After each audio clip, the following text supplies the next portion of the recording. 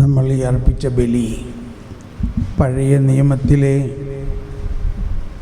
കുഞ്ഞാടിനെ രക്തം തെളിച്ചുകൊണ്ട് ഉടമ്പടി ചെയ്തതുപോലെയാണോ, അതോ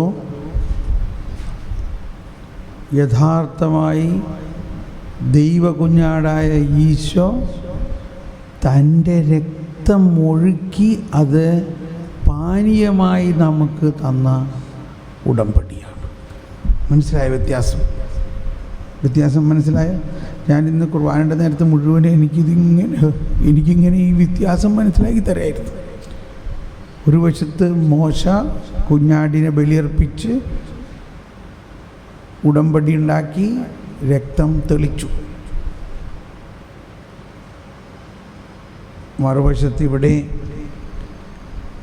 ഈശോ തൻ്റെ രക്തം പാനീയമായി നമുക്ക് തന്നുകൊണ്ട് നമ്മുടെ ജീവനുമായിട്ട് ഒന്നായിരിക്കുന്നു. രക്തം ജീവൻ്റെ പ്രതീകമാണ്, ദൈവിക ജീവനാണ് രക്തം. കുഞ്ഞാട ഏത് മൃഗമായാലും രക്തം വാർന്നു ഒഴുകിക്കഴിഞ്ഞാൽ ആ ജീവി മരിക്കും. അപ്പോൾ ആ ജീവിയിൽ ഉള്ള ജീവൻ എവിടെ നിന്നുള്ളതാണ്? ദൈവത്തിൽ നിന്നുള്ളതാണ്. ആ ദൈവത്തിൽ നിന്നുള്ള ആ ജീവൻ്റെ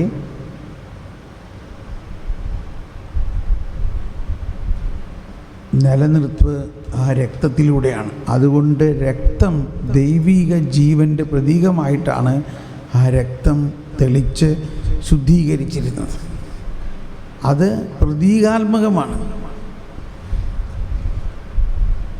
മഹാപുരോഹിതൻ വർഷത്തിലൊരിക്കൽ ആ ജെറുസലേം ദേവാലയത്തിലെ അതിപൂജിതമായ മദ്ബഹായുടെ അകത്ത് പ്രവേശിച്ചുകൊണ്ട്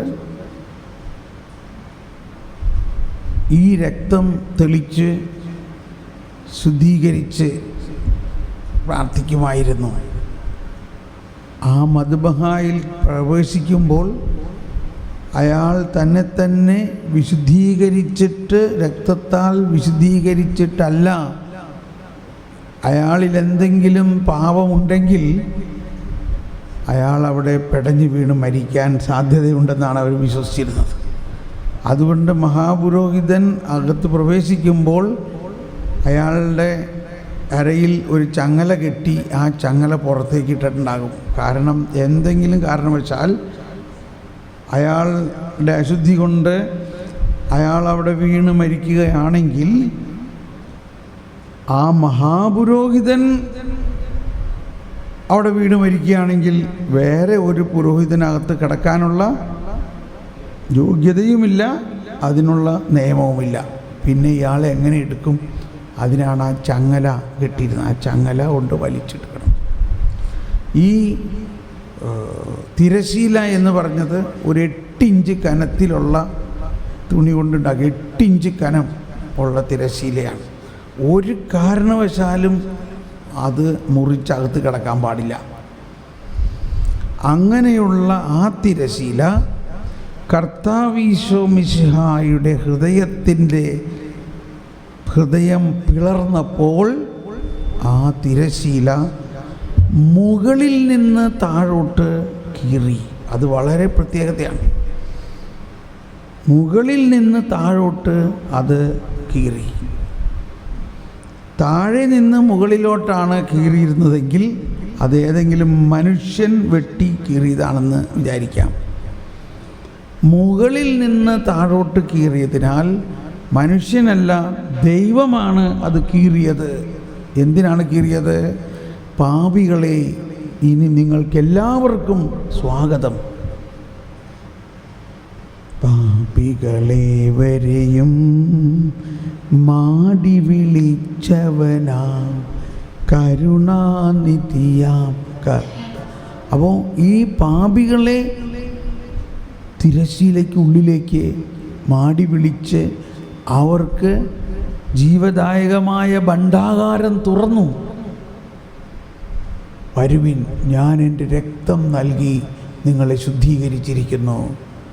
ഈ രക്തത്താൽ നിങ്ങൾ ശുദ്ധീകരിക്കപ്പെടും. പഴയ നിയമത്തിൽ ആട്ടുംകുഞ്ഞിൻ്റെ രക്തം തെളിച്ചുകൊണ്ട് ആട്ടുംകുഞ്ഞിനെ ബലിയർപ്പിച്ച് രക്തം തെളിച്ച് ഉടമ്പടി ചെയ്തത് വരാനിരിക്കുന്ന പുതിയ ഉടമ്പടിയുടെ ഒരു മുന്നോടി മാത്രമായിരുന്നു. അതാണ് നിഴലാം നിയമം നിഴലാം നിയമം വിട്ടു നൂതന നിയമം പാലിച്ചവനാം പൗലോസ് ശ്ലീഹാ തന്നുടെ മാതൃക നിങ്ങൾ കൈക്കൊണ്ടിടുവിൻ. സാവൂലെന്നായൂതൻ നിയമം ചാർത്തും തിരശീലകളാലന്ധൻ മിശിഹ അവനിൽ തന്നിയമത്താൽ കാഴ്ച പകർന്നു. മിശിഹ നൽകിയ ഈ പുതിയ നിയമം ആന്തരികമായി കാഴ്ച നൽകുന്നതും മനുഷ്യനിൽ അന്ധകാരം അകറ്റുന്നതും അവനെ ശുദ്ധീകരിക്കുന്നതും അവനെ പുതിയ സൃഷ്ടിയാക്കുന്നതുമാണ്. സാവൂൾ യൂതനും തീഷ്ണനുമായ അദ്ദേഹം നിയമത്തെ കർശനമായി പാലിക്കണം എന്ന് വാശി പിടിച്ച ക്രിസ്ത്യാനികളെ പീഡിപ്പിച്ചിരുന്നു. അതാണ് ആ നിയമം ചാർത്തുന്ന തിരശീല. എന്നാൽ ഈ തിരശീല ദൈവം തന്നെ മുകളിൽ നിന്ന് താഴോട്ട് കീറി. എങ്ങനെ കീറി? യേശുവിൻ്റെ പീഡാനുഭവത്തിലെയും മരണത്തിൻ്റെയും സമയത്താണ് അത് കീറുന്നത്. അതോടെ പ്രപഞ്ചത്തിൽ ഒരു പുതിയ നിയമം ആവിഷ്കൃതമായി. ആ പുതിയ നിയമം കർത്താവിൻ്റെ കരുണയാണ്. അത് പരിശുദ്ധാത്മാവിലൂടെയാണ് നൽകപ്പെടുന്നത്. അപ്പോൾ എന്ന് വിചാരിച്ച് ഈ കൽപ്പനകൾ ഇല്ല എന്നല്ല, ഈ കൽപ്പനകൾ ഉണ്ട്, അത് പാലിക്കണം. അതെങ്ങനെ പാലിക്കപ്പെടും? ഇനി ഫരിസേയരും നിയമജ്ഞരും അവരുടെ സ്വന്തം ശക്തിയിൽ പാലിച്ച പോലെ അല്ല, അത് പാലിക്കാൻ പരിശുദ്ധാത്മാവിനെ സഹായകനായി നൽകിയിരിക്കുന്നു.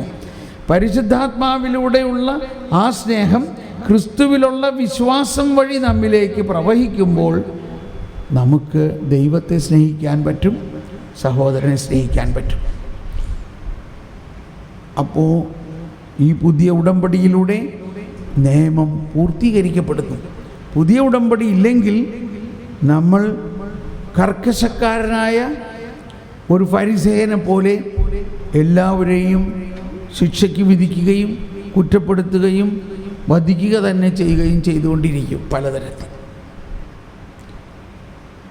അതാണ് ഒരുപാട് സ്ഥലത്ത് സജീവവും ജീവദായകവും ദൈവീകവും വിസ്മയനീയവും ഇങ്ങനെയുള്ള പദങ്ങളെല്ലാം ഇത് നമുക്ക് മനസ്സുകൊണ്ട് മനസ്സിലാക്കാൻ പറ്റില്ല. ഇത് മനുഷ്യ ബുദ്ധിക്ക് ഇത് മനസ്സിലാവില്ല. അതാണ് സങ്കീർത്തനത്തിൽ 118 പാടിയത്, ഇത് കർത്താവിൻ്റെ പ്രവൃത്തിയാണിത്. ഏത്? ഈ തിരശീല കീറിയതും ഈ കൃപ ഒഴുകിയതും ഇത് ആരുടെ പ്രവൃത്തിയാണ്?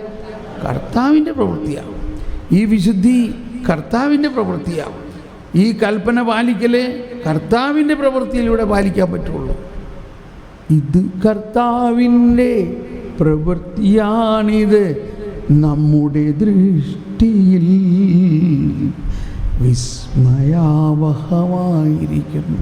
അതാണ് വിസ്മയനീയവും മായ ഈ രഹസ്യങ്ങൾ. കുർബാനയുടെ സമയത്ത് ഇന്ന് എനിക്ക് ഈ രണ്ട് പഴയ ഉടമ്പടിയുടെയും പുതിയ ഉടമ്പടിയുടെയും വെളിപാടുകൾ ഇങ്ങനെ തരികയായിരുന്നു.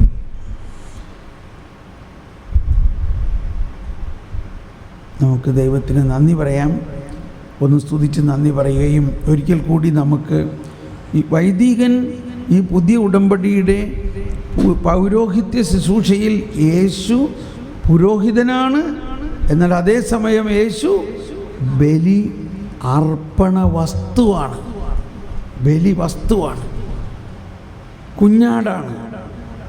അതാണ് ഈ ബലിയുടെ പ്രത്യേകത. അതുകൊണ്ടൊരു വൈദികൻ തിരുപ്പട്ടത്തിലൂടെ ക്രിസ്തുവായി മാറുമ്പോൾ ആ വൈദികൻ ബലി അർപ്പകനും ബലി വസ്തുവായ കുഞ്ഞാടുമാകുന്നു. Praise the Lord. ഒരിക്കൽ ഒരു ധ്യാനത്തിന്, അച്ഛന്മാരുടെ ധ്യാനത്തിന് ഞാനിതെല്ലാം പറഞ്ഞു കഴിഞ്ഞപ്പോൾ, നമ്മുടെ സീറോ മലബാർ കുർബാനയാണ്, പക്ഷേ കുറേ ലത്തീൻ അച്ഛന്മാരുണ്ടായിരുന്നു. ആ വൈദികൻ പുരോഹിതൻ ആരംഭം മുതൽ അവസാനം വരെ കണ്ണുനീരിങ്ങനെ വാഴ്ത്തുകയായിരുന്നു. അപ്പോൾ ചില അച്ഛന്മാർക്ക് തോന്നി ഇത് ഇത്ര എമോഷണലാകണോ കുർബാന അർപ്പിക്കുമെന്ന് തോന്നി. പക്ഷേ അദ്ദേഹത്തിന് കൺട്രോൾ ചെയ്യാൻ പറ്റത്തില്ല. കഴിഞ്ഞപ്പോൾ അദ്ദേഹം മാപ്പ് ചോദിച്ചു, ക്ഷമിക്കണം, പക്ഷേ ഞാൻ കുർബാനയുടെ സമയത്ത് ഇങ്ങനെ വാവിട്ട് കരഞ്ഞുപോയി. എനിക്ക് ഒരു കൺട്രോളും കിട്ടിയില്ല, വളരെ എമോഷണലായി. പക്ഷേ അതിൻ്റെ ഒരു കാര്യം, അതിനു മുമ്പ് ഈ തോമസ് പോൾ നൽകിയ ക്ലാസ്സിൽ വൈദികൻ ബലി വസ്തുവാണെന്നും വൈദികൻ ക്രിസ്തു ആണ്, ക്രിസ്തു ബലി അർപ്പകനും ബലി അർപ്പണ വസ്തുവുമാണ് എന്ന് കേട്ടപ്പോൾ എൻ്റെ ജീവിതത്തിൽ ആദ്യമായിട്ടാണ്, ഞാൻ 38 വർഷമായ ഒരു പുരോഹിതനാണ് ഞാൻ, പക്ഷെ ഇന്ന് ബലി അർപ്പിച്ചത് ആദ്യ അർപ്പണം പോലെ ക്രിസ്തു കുരിശിൽ കിടന്ന പോലെ ഞാൻ കിടക്കുകയായിരുന്നു. Price the Lord. അപ്പോൾ കുർബാനയെക്കുറിച്ച് നമ്മൾ ഒരുപാട് പഠിക്കാനുണ്ട്. നമുക്കിവിടെ ഒരു ക്ലാസ് എടുക്കാൻ പറ്റുമെങ്കിൽ എടുക്കാം, അല്ലെങ്കിൽ ഇങ്ങനെ നമ്മൾ ഓരോ ദിവസവും മനസ്സിലാക്കണം കുർബാനയിൽ തന്നെ. Price the Lord. നമുക്ക് ഒരു മിനിറ്റ് എല്ലാ വൈദികർക്കും വേണ്ടി പ്രാർത്ഥിക്കാം. അവർ ബലി അർപ്പിക്കുമ്പോൾ ഈ ഉൾക്കാഴ്ചകളെല്ലാം ഉൾക്കൊണ്ടുകൊണ്ട് അവർ ഈശോയാണ് അവരുടെ വിശ്വാസം വർദ്ധിക്കുന്നതിനും അവരുടെ സമർപ്പണം പൂർണ്ണ സമർപ്പണമാകുന്നതിനും അവർ ബലി വസ്തുവായി മാറുന്നതിനും വേണ്ടി നമുക്ക് സ്തുതിച്ചൊന്ന് പ്രാർത്ഥിക്കാം.